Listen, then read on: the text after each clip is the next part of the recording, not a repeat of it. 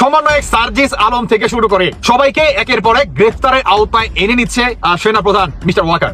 এখন পর্যন্ত 36 জনকে গ্রেফতার করছে। চাঁদাবাজি ও ভাঙচুরের অভিযোগে বৈষম্য বিরোধী ছাত্র আন্দোলনের আটক করেছে যৌথ বাহিনী। এদিকে এবার সমন্বয়ক সার্জিস সহ অনেকের উপর ভয়াবহ বিপদ আসে। সেনাপ্রধান খেপে গিয়ে কঠিন পদক্ষেপ নেন। দেশে চুরি, মারামারি, ধর্ষণ বেড়েই যাচ্ছে। এই নিয়ে সর্বশেষ সিদ্ধান্তও এসেছে। প্রধান উপদেষ্টা নতুন একটি মন্তব্য করেন। এই মন্তব্যটি হওয়ার পর দেশের পরিস্থিতি সম্পূর্ণ ঘুরে গিয়েছে। তাদেরকে পুনর্বাসন করার জন্য সাজিদ সাহেবরা মহাব্যস্ত হয়েছে। এটা কি তাদের নতুনত্ব না? তিনি এলাকায় ঢাকা বিশ্ববিদ্যালয়ে যে ওয়াইফাই এর ব্যবসা করে তাকে ধরে তিনি 50,000 টাকা চাঁদা চেয়েছেন। তো নয়া রাজনীতির বন্দোবস্তের নামে আমি যে আবার নতুন চাঁদাবাজি করবো না ভাই, চাঁদাবাজি যদি করি তাহলে সিনিয়র চাঁদাবাজ যারা আছে, আগে বিএনপি, আগের জামাত, আগের এবি পার্টি, তাদেরকেই দেই, প্রমাণে দিয়ে দরকার কি আমরা খুচরা খাসি খাই।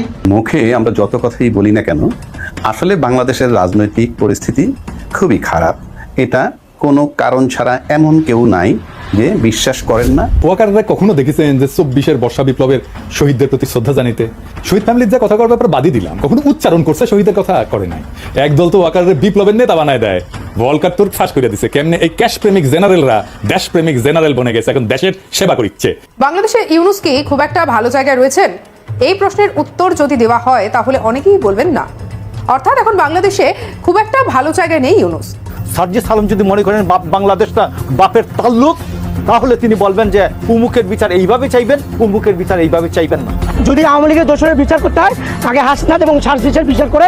যে বাংলাদেশের সেনাবাহিনী আপনার কাজ কি, তারা বর্তমান রকেটের গতিতে মনে করেন আগাচ্ছে। অন্যদিকে আমাদের বাংলাদেশকে যারা নাকি প্রতিনিয়ত অস্থিতিশীল করার চেষ্টা চালাচ্ছে, আমরা বিশেষ করে সেনাবাহিনীর প্রধান মিস্টার ওয়াকারকে বলতে চাই, আর এরা বর্তমান কি পরিমাণ আতঙ্কে আছে কল্পনা করতে পারেন। এরা হচ্ছে দেশের জঙ্গি, এদেরকেও বিচারের আওতায়। এতক্ষণ দেখলেন আজকের খবরের শিরোনাম, আর এখন দেখবেন বিস্তারিত। তো বন্ধুরা, আজকের খবরের ইতিমধ্যে শিরোনাম দেখে কিন্তু আপনারা বুঝতেই পারছেন আজকের খবরটা কতটা গুরুত্বপূর্ণ। দয়া করে কেউ স্কিপ করবেন না। যদিও বর্তমান বাংলাদেশের রাজনীতির অবস্থা বিশাল ভয়াবহ, আপনারা ভিডিও স্কিপ করে দেখলে খবরের কিছুই বুঝতে পারবেন না। যাই হোক বন্ধুরা, আজকের ভিডিওটি নিয়ে আমরা আলোচনা করে বেশ কয়েকটি খুবই গুরুত্বপূর্ণ তথ্য এবং ভিডিও ফুটেজ পাই, যা আজকের ভিডিওতে সেগুলোই এক এক করে ধারাবাহিক তুলে ধরবো। যদিও আজকের ভিডিওটা কিছুটা লং হতে পারে, তবে আজকের ভিডিওতে জানতে পারবেন বর্তমান বাংলাদেশের রাজনীতির প্রেক্ষাপট আসলে কোন দিকে যাচ্ছে। চলুন ভিডিওতে আজকে আর বেশি কথা বাড়িয়ে আপনাদের মূল্যবান সময়টি আমি নষ্ট করতে চাই না, সরাসরি আজকে আমরা চলে যাব মূল ভিডিওতে। সমন্বয়ক সার্জিস আলম থেকে শুরু করে বা এই বাংলাদেশে আপনার আগস্ট মাসে বা জুলাই মাসে যেই জঙ্গি হামলা চালাইছে, সবাইকে একের পর এক গ্রেফতারের আওতায় এনে নিচ্ছে আপনার বাংলাদেশের অ্যাডভাইজার কিংবা আমাদের সেনাপ্রধান মিস্টার ওয়াকার। কি বিষয়টা তো আপনাদের হাস্যকর মনে হচ্ছে। দেখেন তো ছবিটা, এটা হচ্ছে আমাদের বাংলাদেশের অ্যাডভাইজার, তিনি নিজে বলছে এখন পর্যন্ত 36 জনকে গ্রেফতার করছে বা আরো কি আপনার আইনের আওতায় আনা হচ্ছে। তো অনেকেই বলতেছে কিংবা এমনটাও শোনা যাচ্ছে যে বাংলাদেশে বৈষম্য বিরোধী আন্দোলনের নামে যে একটা জঙ্গি হামলা হয়, সেই জঙ্গি হামলাকে কেন্দ্র করে আপনার কি বলে আপনার বাংলাদেশের থানা লুটপাট, পুলিশ গণহত্যা বা বিশেষভাবে যে থানা লুটপাট করে যে অস্ত্রগুলা, এই সমস্ত অস্ত্র কিন্তু আপনার আমাদের বাংলাদেশে যে হিজবুত তাহরির আছে, জামাত শিবির আছে, এইটার যে সভাপতি, সেই সভাপতির কক্ষে আপনার এই অস্ত্রগুলা পাওয়া যায়।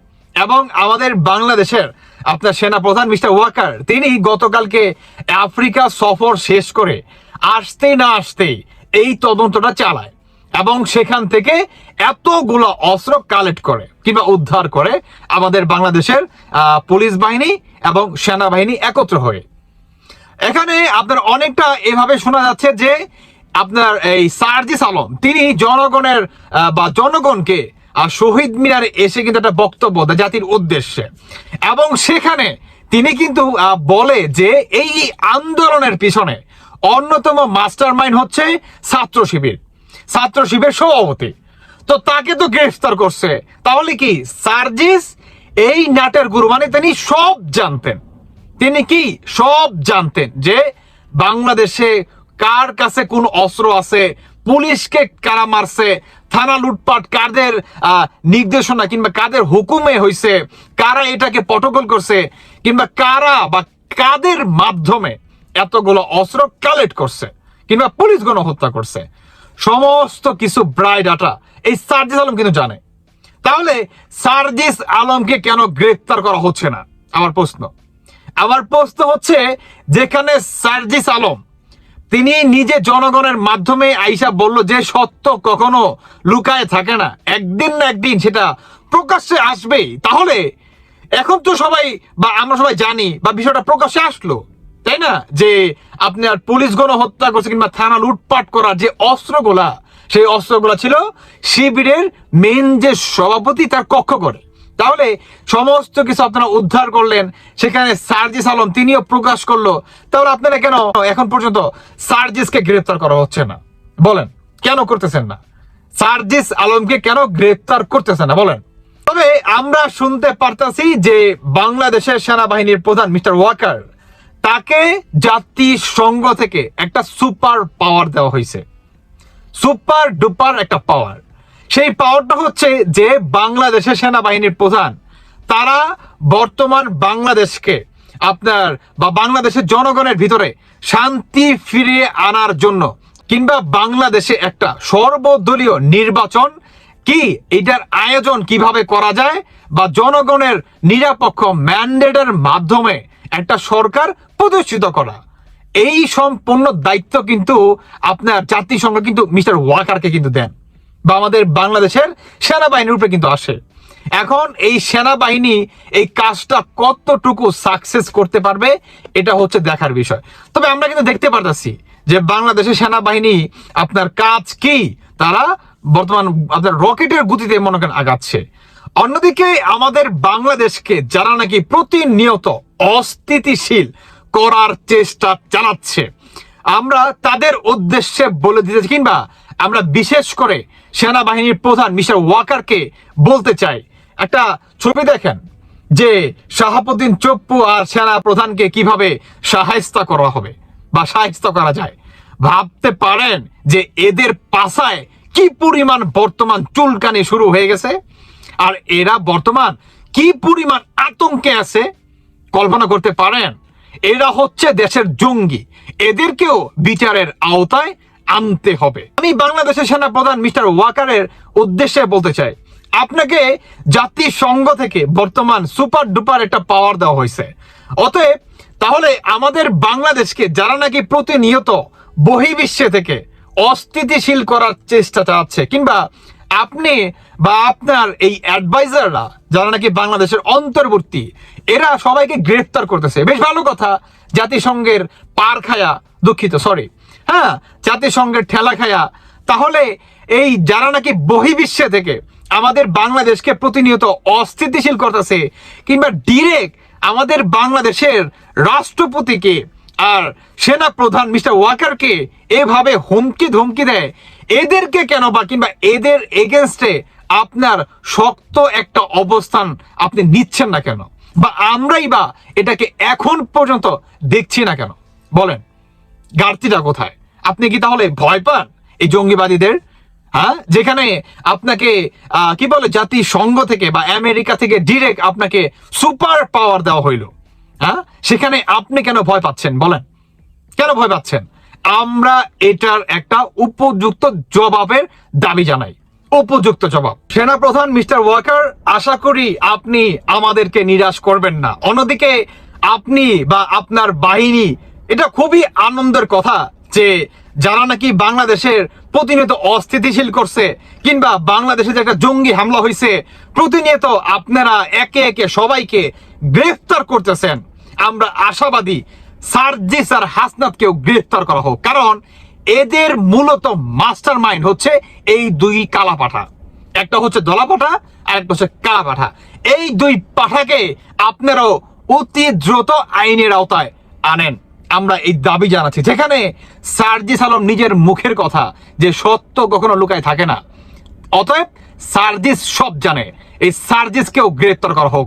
ডক্টর ইউনূসের অ্যাডভাইজার আমি আপনাকেও বলতেছি, আপনি যেমন ৩৬ জনকে গ্রেফতার করে স্ট্যাটাস মারেন, বা জাতিকে দেখান যে আপনি জনগণের হয়ে কাজ করতেছেন, সাধারণ জনগণের হয়ে কাজ করতেছেন, আপনি কোনো নির্ধারিত দলের হয়ে কাজ করতেছেন না। আপনি যেহেতু এতই সাধু, তাহলে আপনি এই দুইটা এই বান্দরকেও গ্রেফতার করেন। এটা তো করতে হবে নাকি ভাই? কারণ এটা তো আপনার মেইন মাস্টার মাইন্ড, এটা তো নিজের মুখে স্বীকার করছে। যেহেতু আপনি সবাইকে গ্রেফতার করতেছেন, তাহলে আমরা এই দুই কালা পাঠাকেও গ্রেফতার করার আমরা আহ্বান জানাচ্ছি। দর্শক বন্ধুরা, যাই হোক, বাকিটা আপনাদের ব্যক্তিগত মতামত, অবশ্যই জানিয়ে যাবেন। তবে এটা বলতে চাই আমি যে বাংলাদেশে একটা বিশাল একটা পরিবর্তন আসতে যাচ্ছে ইনশাল্লাহ, এবং শেখ হাসিনার আসার পথ পানির মতো সহজ হবে প্রতিনিয়ত ইনশাল্লাহ, দেখতে পারবেন। বাকিটা আপনাদের ব্যক্তিগত মতামত, অবশ্যই। বর্তমান স্বরাষ্ট্র উপদেষ্টা আর পারছেন না, তিনি নিজেই স্বীকার করছেন। তার বক্তব্য থেকেই প্রমাণিত হয়েছে তার পক্ষে আর সম্ভব নয়। তার পদত্যাগের দাবিতে আন্দোলন হয়েছিল, কিন্তু তিনি শেষ পর্যন্ত পদত্যাগ করেননি, এবং তিনি পদত্যাগ করবেন না বলেও জানিয়েছেন। তার পক্ষ থেকে আরেক প্রভাবশালী উপদেষ্টা সৈয়দা রেজওয়ানা হাসানও বলেছেন যে না, তিনি পদত্যাগ করবেন না। কিন্তু তার মাধ্যমে যে আসলে জনগণের প্রত্যাশা অনুযায়ী আইন শৃঙ্খলা পরিস্থিতি ঠিক করা যে সম্ভব নয়, এটাও আমরা বুঝে গেছি। এজন্য দেখবেন যে ঈদ আমাদের জন্য যেরকম আনন্দের, ঈদ ছিনতাইকারী, চোর, ডাকাতদের জন্য একটা উপলক্ষ যে এই ঈদকে কেন্দ্র করে তারা ভালো পরিমাণের চুরি, ছিনতাই, ডাকাতি করতে পারে। এই জন্য ঈদকে কেন্দ্র করে, ঈদের আগে পরে এগুলো বাড়ে। এই জন্য ঈদকে কেন্দ্র করে আইন শৃঙ্খলা রক্ষাকারী বাহিনীর বিশেষভাবে তৎপর হতে হয়। কিন্তু এই স্বরাষ্ট্র উপদেষ্টার যে যোগ্যতা, যে দক্ষতা, তাতে মনে হয় যে ঈদের আগে এবং পরে বাংলাদেশে কিছু অঘটন ঘটবে, যেগুলো নিয়ন্ত্রণ করার সক্ষমতা এই স্বরাষ্ট্র উপদেষ্টার নেই, সেই হ্যাডম তার নেই। তার কথাবার্তাই কি দুর্বল দেখেন। জনগণ উচ্ছৃঙ্খল হয়ে গেলে সমস্যা, বাহিনী দিয়ে কন্ট্রোল করা যায় না। তাহলে আপনি আছেন কেন? বাহিনী দিয়ে মানে এটা কি? জনগণ উচ্ছৃঙ্খল হয়ে গেছে, কন্ট্রোল করা যায় না, জনগণ থামেন না। জনগণকে নসিহত করবেন, এটা ঠিক আছে, কিন্তু এই নসিহত স্বরাষ্ট্র উপদেষ্টা করবে না, এটা অন্য কেউ, প্রধান উপদেষ্টা অন্য কেউ করবে। জনগণের একটা অংশ মব ক্রিয়েটের চেষ্টা করবে, উচ্ছৃঙ্খল হয়ে যাবে, বরং তাদেরকে আপনি কিভাবে দমন করবেন, এটাই হচ্ছে আপনার কাজ। কে বলেছে অধিকাংশ জনগণকে উচ্ছৃঙ্খল? কিছু জনগণ উচ্ছৃঙ্খল, তাদেরকে দমন করবেন, এটাই আপনার কাজ। কিন্তু আইন শৃঙ্খলা রক্ষাকারী বাহিনীর কাজ হয় না বা সম্ভব নয়, এটা তো কোনো কথা না। এটা কোনো যোগ্য স্বরাষ্ট্র উপদেষ্টা বা মন্ত্রী এটা বলবে না বা বলার কথা নয়। অতএব এই বক্তব্যই তার প্রমাণ। জনগণ উচ্ছৃঙ্খল হয়ে গেলে সমস্যা, বাহিনী দিয়ে কন্ট্রোল করা যায় না। জনগণ উচ্ছৃঙ্খল হয়ে গেলে বাহিনী দিয়ে কন্ট্রোল করা যায়, কন্ট্রোল করতে হবে, কন্ট্রোল করা হয়েছে, অতীতে এরকম প্রমাণ আছে। আপনাকে প্রয়োজনে শক্তি প্রয়োগ করতে হবে, লিমিট বজায় রেখে। এই বক্তব্য প্রমাণ করে যে তার মাধ্যমে আসলে সম্ভব হচ্ছে না। সম্প্রতি গুলশানের এক বাসায় মব করে তল্লাশির নামে তছনছ, ভাঙচুর এবং লুটপাট চালানো হয়। একই দিনে দুপুরে মব করে রাজধানীর ভাটারা এলাকায় ইরানের 2 নাগরিক সহ 3 জনকে মারধরের ঘটনা ঘটে। পরে পুলিশ এসে ওই 2 বিদেশি নাগরিককে উদ্ধার করে এবং হাসপাতালে ভর্তি করে। এর আগের দিন সোমবার চট্টগ্রামের সাতকানিয়া মসজিদের মাইকে ডাকাত এসেছে ঘোষণার পর পিটুনিতে 2 জন নিহত হয়। আচ্ছা, এই যে ঘটনাগুলো, এই ঘটনার সাথে যারা জড়িত তাদেরকে আপনারা কি ধরেছেন? চট্টগ্রামের সাতকানিয়ায় যে 2 জন নিহত হয়েছে, কই, কি অভিযান চালিয়েছেন তাদেরকে ধরতে? কতজনকে গ্রেপ্তার করেছেন? মাইকে ঘোষণা দিয়ে পিটিয়েছে। কারা ঘোষণা দিয়েছে, কে ঘোষণা দিয়েছে, এটা খুঁজে বের করা মোটেও ব্যাপার না। 10-12 জন এতদিনে গ্রেপ্তার হতো যদি স্বরাষ্ট্র উপদেষ্টা ওইরকম হ্যাডম থাকতো। কিন্তু কই, আপনি তো কাউকে ধরতে পারলেন না। মানে বোঝা যায় যে একটা মব অনেকে ঘটাবে, আবারও বলছি, জনগণের অভ্যুত্থান আর মব কিন্তু এক জিনিস নয়, জনগণের জেগে ওঠা আর মব এক জিনিস নয়। ঘোষণা দিয়ে ধানমন্ডি 32 ভাঙা আর এই ধরনের ঘটনা ঘটানো এক নয়। এখন এই যে এই মসজিদের মাইকে ঘোষণা দিয়ে গণপিটুনি বা ইত্যাদি ইত্যাদি, এটা একটা নাটক, পরিকল্পিত হত্যাকাণ্ড। এগুলো যারা করেছে তাদের বিরুদ্ধে আপনার অভিযান কি, ব্যবস্থা কি? আপনি ব্যবস্থা নিতে পারছেন না, আপনি আপনার অসহায়ত্ব স্বীকার করছেন। এসব ঘটনা উল্লেখ করে প্রশ্ন করা হয় স্বরাষ্ট্র উপদেষ্টা লেফটেন্যান্ট জেনারেল অবসরপ্রাপ্ত মোহাম্মদ জাহাঙ্গীর আলম চৌধুরীর কাছে। জবাবে তিনি বলেন, যারা মব জাস্টিস করছে তাদের আইনের আওতায় আনা হচ্ছে। জনগণ এমন না, আইনের আওতায় আনতে পারছেন না। দু একটা ঘটনা যেগুলো মিডিয়ায় বেশি তোলপাড় হয় সেগুলো আপনি জানেন, যেমন গুলশানে যে বাসার ঘটনা, এটা বিভিন্ন টেলিভিশন চ্যানেল এটা নিয়ে তোলপাড় করেছিল, কারণ এক ধনী লোকের, আওয়ামী লীগের এক সাবেক মন্ত্রীর সাবেক ছেলের সাবেক স্ত্রীর বাসা, সব মিডিয়া কভারেজ পেয়েছে। কিন্তু চট্টগ্রামের সাতকানিয়ায় 2 জন বিপ্লবীকে হত্যা করা হলো।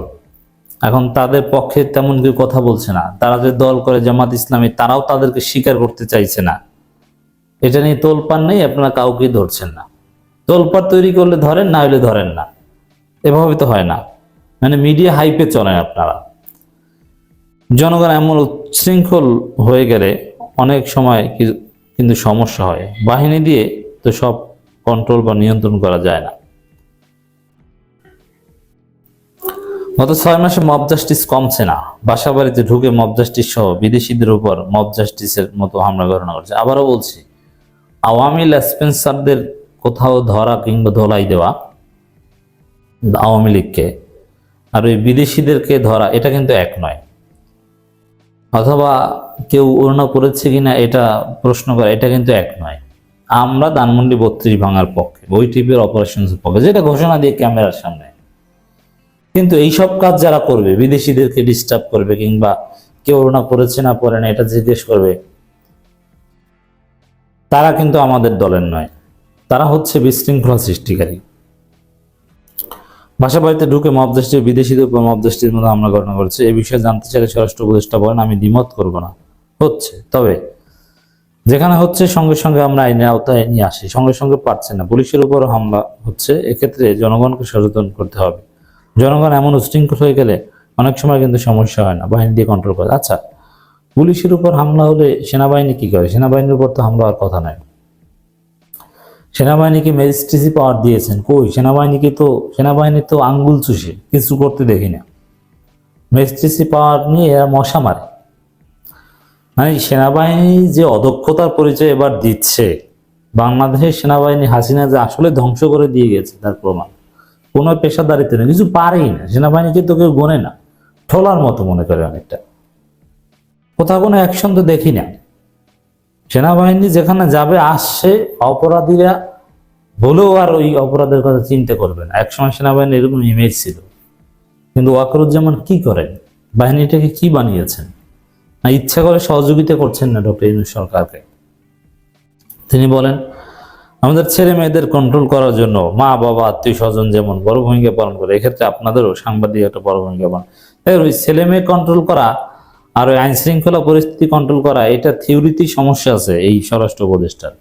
আপনাকে প্রয়োজনে অনেক জায়গায় লাঠিচার্জ করতে হবে, অনেক জায়গায় টিয়ার শেল মারতে হবে, অনেক জায়গায় আপনাকে ধুমায় পিটাতে হবে, অনেক জায়গায় বিএনপির নেতাদের আপনাদের গ্রেপ্তার করতে হবে। আপনি তো এই সাহসগুলো করছেন না। জাহাঙ্গীর আলম চৌধুরী বলেন, আইন শৃঙ্খলা বাহিনী সবসময় তৎপর আছে এবং যে জায়গায় মব হচ্ছে তাদের আইনের আওতায় নিয়ে আসছে। ভবিষ্যতে এ ধরনের ঘটনা মানে বাসা বাড়িতে হুট করে অভিযানের নামে লুটপাটের প্রশ্ন করেছেন যে সান নেই, মহাসড়কে গাছ ফেলে ডাকাতি হচ্ছে, সামনে ঈদ কিভাবে নিরাপত্তা দেব জানতে চাইলে ভবিষ্যতে যেন না হয় সেজন্য আমরা ব্যবস্থা নিচ্ছি। মহাসড়কে ডাকাতির রেড জোন চিহ্নিত করে হয়েছে কিনা জানতে চাইলে তিনি বলেন, ঢাকা থেকে রাজশাহী জোনেই ডাকাতির সংখ্যাটা একটু বেশি, টাঙ্গাইলও একটুখানি বেশি। ডাকাতির জন্য না হয় সেজন্য ওই এলাকার আইন শৃঙ্খলা বাহিনী সদস্য নির্দেশনা দিয়েছে। কমন কথা। ঈদে চাঁদাবাজের বিষয়ে প্রশ্ন বলেন যে ঈদে চাঁদাবাজি যেন না হয়, ছিনতাই যেন না হয়, আমরা ব্যবস্থা নিচ্ছি, কার্যক্রম না, এখানে ওই ব্যবস্থা নিচ্ছি কমন কথা। কিন্তু আসলে বাস্তবতা হচ্ছে, যেহেতু পুলিশ বাহিনীর মোরাল ভেঙে গিয়েছে, তাদের মাধ্যমে আদৌ এটা সম্ভব নয়। সেনাবাহিনী যদি সিরিয়াসলি সরকারকে সহযোগিতা করে তাহলে সম্ভব। তো এটা স্পষ্ট করুক, এই বিষয়গুলো হাজার হাজার পুলিশ নিয়োগ দিক, 1-1.5 মাসের মধ্যে আপনি 50,000 পুলিশ নিয়োগ দেন, এরকম কিছু বিপ্লবী ডিসিশন নেন, বিপ্লবী কিছু কথা বলেন, ওই পারছেন না তো। আপনি ব্যবস্থা নিচ্ছি, কিচ্ছু হবে না। রাজু চত্বরে ছাত্ররা মাঝরাতে এসে স্লোগান দিল, তুমি কে আমি কে, আসিয়া আসিয়া। অন্য কাউকে তো দেখলাম না। অন্য রাজনৈতিক দলরা ইফতার নিয়ে ব্যস্ত, এমন একটা ইফতারও ঠিক মতো করতে পারছে না। চিটাগাঙ্গে দেখলাম ইফতার নিয়ে মারামারি। আরেক দল ইফতার করতে আয়োজন করছিল মিরপুরে, ছাত্র জনতা যায় সেটা বন্ধ করে দিছে জাতীয় পার্টির। কেন? ওনারা ছিল আওয়ামী লীগের দোসর। আরে ভাই, আপনারা ইফতার পার্টিতে এখন যায়া এই যে ভোটের একটা রাজনীতি, ধর্মকে সামনে রাখা সাইনবোর্ড বানায়া এগুলা না দেখায়া যদি আসিয়াকে নিয়ে রাস্তায় নামতেন, যদি স্লোগান দিতেন তুমি কে আমি কে, আসিয়া আসিয়া, কেউ আপনাদের বাধা দিত না। আপনারা এই টাইমে আইসা লেবুর দাম কেন 100 টাকা এসব কথা বলেন, আর নির্বাচনের কথা বলেন, আসিয়ার কথা বলেন না। সামনে আইসা ছাত্ররা বলতেছে, আর ছাত্ররা যখন আসিয়াকে নিয়ে তাদের বুকের হাহাকার জানাচ্ছিল, তখন আসিয়া ক্যান্টনমেন্টে সিএমএইচ এর চিকিৎসায় কাতরাচ্ছিল, বিছানায় কাতরাচ্ছিল। আর ওই টাইমে এই যে পুলিশের হেফাজতে কারা? ওই 4 জানোয়ার যারা ধর্ষণ করছে। আরে মেয়েটা তো মেয়ে হয়েই উঠে নাই এখনো, মেয়েটা এখনো নারী হয়ে উঠে নাই, কিছুই জানে না, 8-9 বছর বয়স। এখানে দেখেন অনেক রকম নাটক, এগুলো নাটক। বলে যে 4 জন মধ্যে 3 জনই নাকি ধর্ষণ করছে, আবার বাপ ছেলেকে সহযোগিতা করছে, মা লুকাইতে চাইছে। ঘটনা ভাই বুঝছেন, ওই জানোয়ার করছে। ওই জানোয়ারকে, একটা জানোয়ারের সেভ করার জন্য পুরা পরিবার জড়ায়া গেছে, এইটাকে গোপন করতে চাইছে। এরকম গোপন হয়ে যায় বহু ঘটনা এই বাংলাদেশে, আমরা জানি না। লাশ শরম ভাঙ্গা যখন সামনে আসে, এটাও গোপন হয়ে যাইতো, কিন্তু চিকিৎসার প্রয়োজন হয়ে গেছে। একে চিকিৎসা দেওয়া হচ্ছিল না, মাথায় পানি ঢালতেছিল। পাশের বাড়ি এক মহিলা এসে দেখা এটা নিয়ে প্রশ্ন তুলছে, তারপরে তাড়াতাড়ি চিকিৎসায় নিয়ে গেছে। ওইখানে যায় বলছে যে জিনে ধরছে। পুরান কথা ভাই, ভারতাবাজি কথা।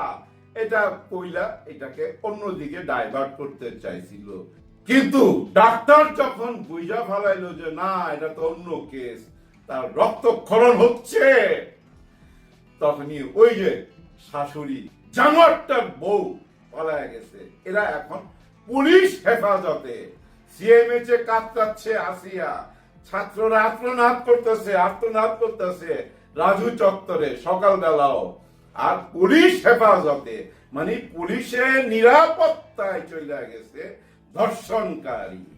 হ্যাঁ, হেফাজতে। চিন্তা করেন, তাকে আর কেউ টাচ করতে পারবে না, কিন্তু জনগণের মন থেকে তো আগুন নিভাইতে পারবেন না।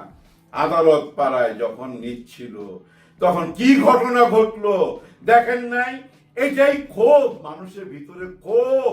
এগুলো মব বইলে আমরা চালায় দেই, ঠিকই আছে। আমরা যেহেতু সভ্য জাতি, আমরা সভ্যতার কথাবার্তা তো বলতে হবে, নাইলে তো আমরা নিজেদেরকে ইন্টেলেকচুয়াল বুঝাইতে পারুম না, বুদ্ধিজীবী বুঝাইতে পারুম না। কিন্তু এগুলো মানুষের ভিতরের ক্ষোভ। কারণ কি জানেন? আমরা এই দেশে দেখছি শিশু ধর্ষণকারীর জামানত হইতে দেখছি। সবচেয়ে বড় কথা কি ভাই জানেন? এই যে ধরে নেন আপনি তাকে নিয়ে ফাঁসি দিবেন, কবে? এই বিচার প্রক্রিয়া চলতে থাকবে 2 বছর 4 বছর, তারপরে যায় আপনি ফাঁসি দিবেন। কোথায়? কয়েকজন ম্যাজিস্ট্রেট আসবে, একজন হুজুর আসবে, উকিল থাকবে, মাঝরাইতে আপনারা তাকে গা গোসল ধোয়া ফাঁসি দিলেন, আপনারা দেখলেন।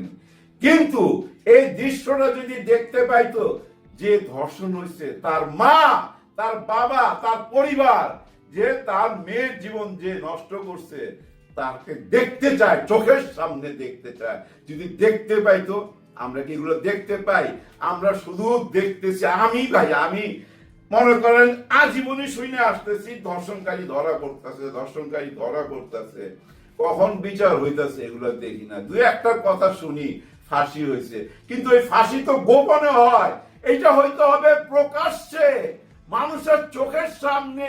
তাইলে তো ওই মানুষটির বুকের কষ্ট দূর হবে, যে তার সন্তানকে দেখছে কাতরাইতে, চিৎকার করতে, মা মা বলতে। দেখেন বোনের পাশে শুয়া ছিল, বোনের পাশে, এখান থেকে উঠায় নিয়ে গিয়া ধর্ষণ করছে। ওইটাকে আবার তার ছেলে বাঁচাইবার জন্য জড়ায় গেছে, অথবা সেও ধর্ষণ করছে। এগুলো সব ভাই জানোয়ার। পশু হচ্ছে ভদ্র, মানুষ হচ্ছে হিংস্র। মানুষের ভিতরে বুঝছেন শয়তান বাস করে, শয়তান। আর এই ধরনের শয়তান কখন জন্ম নেয় জানেন? 1200 শয়তান মারা গেলে এদের মতো শয়তান জন্ম নেয়। যে মেয়েটি এখনো নারী হয়ে উঠতে পারে নাই, তার দিকে কিভাবে নজর দিতে পারে বলেন? এদেরকে আমরা সামনাসামনি বিচার দেখতে চাই, খুব দ্রুত বিচার দেখতে চাই। অন্তত এই বিচারটা এমন করেন না কেন, একটা নজির সৃষ্টি করেন। চলে যান সিএমএচে, চলে যান আসিয়ার পাশে, জিজ্ঞেস করেন এখনো বাইচা আছে, তাকে জিজ্ঞাসা করেন কি হয়েছে তোমার সাথে। হে বিচারক, আপনাকে বলছি যান না, অসুবিধা কি? ওর মুখে শুনেন এবং তার বাড়ি যারা দেখছে তাদের মুখে শুনেন, দেন বিচারের রায় দিয়ে দেন। তাহলে মানুষের ভিতরে না একটা জিনিস বুঝতে পারবে যে না, এই দেশে বিচার আছে। আমরা অ্যারেস্ট হইতে দেখি, গ্রেপ্তার হইতে দেখি, হেফাজতে যাইতে দেখি, নিরাপত্তায় যাইতে দেখি, বিচার তো চোখে দেখি না।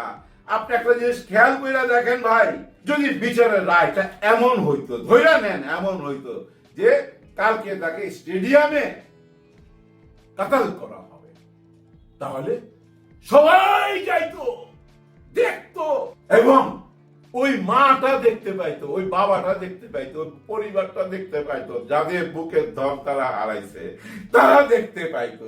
এরকম দুই একটা মামলার রায় যদি আমরা দেখতে পাইতাম, হইতো না ভাই, কোনো ধর্ষণ হইতো না।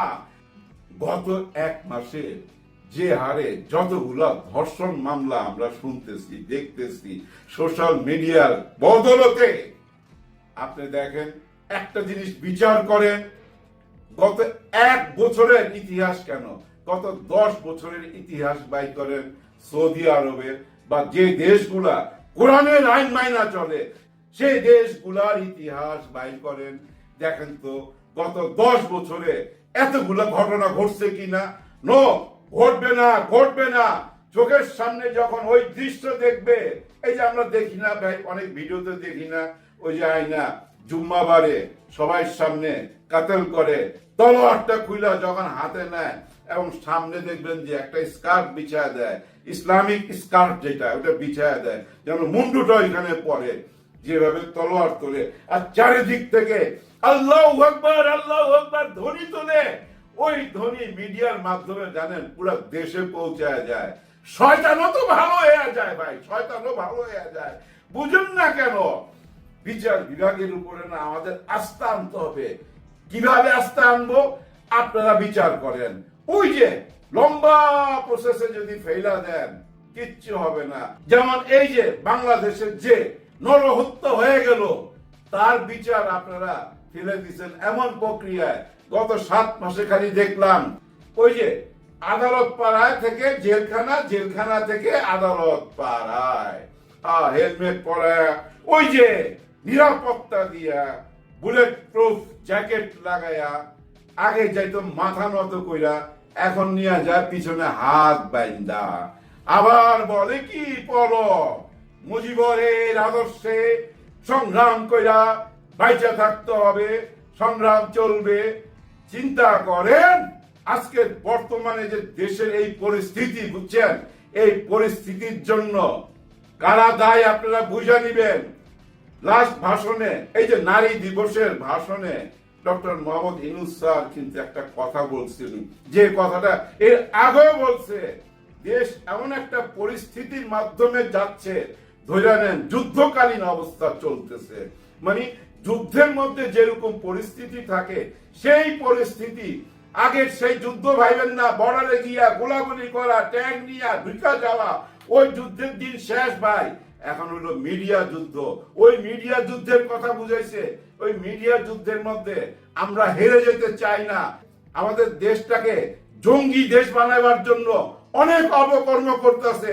মসজিদের ভিতরে যায় বুঝছেন 3 ভাইকে শেষ করে দিছে, রক্তে আর রক্ত চারিদিকে। এইসব বিভৎস দৃশ্য দেখা মানুষের ভিতরে কিন্তু প্রচুর ক্ষোভ জন্ম নিচ্ছে, প্রচুর ক্ষোভ জন্ম নিচ্ছে। এই ক্ষোভ থেকে কিন্তু আবার 5ই আগস্ট চলে আসতে পারে, কোনো ঠিক নাই। মানুষের কথা ভাবেন, দেশের কথা ভাবেন, অন্য কিছু মাথা নিয়েন না। যে চলে গেছে, যে পালায়া গেছে, তাকে থাকতে দেন তার মতো। দেশ বাঁচান, দেশ বাঁচান। ধন্যবাদ প্রিয় দর্শকবৃন্দ, আমাদের ফুল ভিডিওটি দেখার জন্য আপনাকে জানাই অসংখ্য অসংখ্য ধন্যবাদ। তো বন্ধুরা, ইতিমধ্যে আমাদের ভিডিও ফুটেজ দেখে কিন্তু আপনারা বুঝতে পারছেন আজকের ভিডিওটা কতটা গুরুত্বপূর্ণ ছিল। সেই সাথে আজকের এই নিউজটা দেখে এবং আজকের এই ভিডিওটা দেখার পরে আপনাদের কি মন্তব্য অবশ্যই কমেন্ট বক্সে কমেন্ট করতে ভুলবেন না। আর হ্যাঁ, এমন নিত্য নতুন আপডেট খবর সবার আগে পেতে চাইলে এখনই আমাদের এই পিচ্চি সাকিব ইউটিউব চ্যানেলটি সাবস্ক্রাইব করুন। ধন্যবাদ।